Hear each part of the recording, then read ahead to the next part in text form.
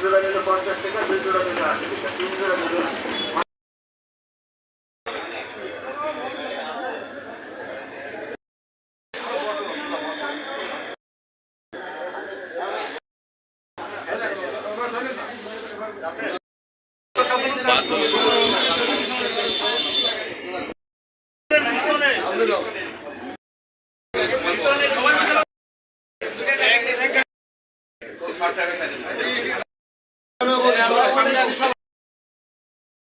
অবস্থান করছে।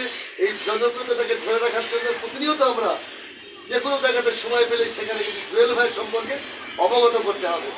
ধান এসছিস যাকে দেওয়া হোক না কেন আমরা তার পক্ষে কাজ করবো, কিন্তু এখন পর্যন্ত কাউকে ফাইনালি দেওয়া যেহেতু হয় নাই, তাই ভুল বুঝাবুঝি, ভুল বুঝে একজন যাকে ধরে বসবাস করা অনেকে দংশুর শরীফুদ্দিন জুয়েল ঢাকা উত্তর মহানগরীর বিপ্লব আহ্বায়ক, যুবদলের আহ্বায়ক।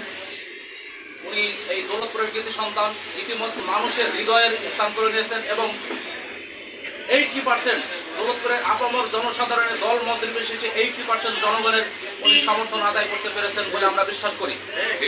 কাজেই শরীফুদ্দিন জুয়েলের কোনো বিকল্প নেই। আর আপনারা ইতিমধ্যে জেনেছেন যে প্রাথমিক যে নামের মনোনয়ন তালিকা প্রকাশিত হয়েছে, এটা ফাইনাল নয়, আগামীতে ফাইনাল তালিকা আসবে।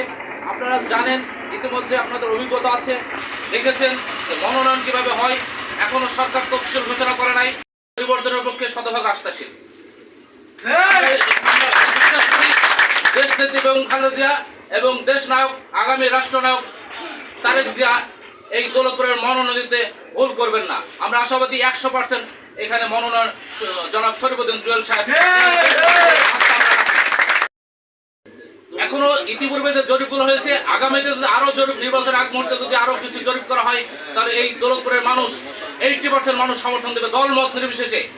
আবাল ও বৃদ্ধ বনিতা 80% মানুষ সমর্থন দেবে বলে আমরা বিশ্বাস রাখি।